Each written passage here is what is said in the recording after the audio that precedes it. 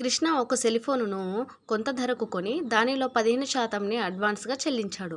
అతను చెల్లించాల్సిన మిగతా సొమ్ము 34,000 రూపాయలైనా ఆ సెల్ ఫోన్ యొక్క మొత్తం ధర ఎంత? ఏమంటున్నాడు ఫ్రెండ్స్, ఇప్పుడు టోటల్ అనేది 100 అనుకుంటే ఆ 100లో 15% అడ్వాన్స్గా చెల్లించేశాడు. అంటే 100 - 15. ఇక మిగతాది ఎంత ఉంటుంది ఫ్రెండ్స్, 85% కదా. ఆ 85% చెల్లించాలన్నమాట.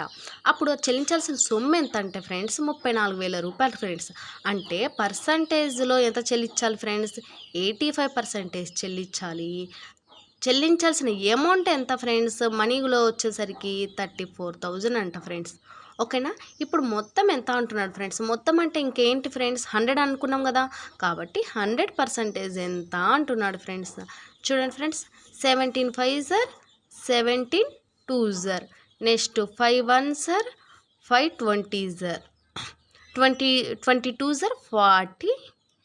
How many zeros friends, last 1 2 3 zeros. అంటే ఏంటి ఫ్రెండ్స్, మొత్తం ఎంత 40,000 రూపీస్ అన్నమాట. ఓకేనా.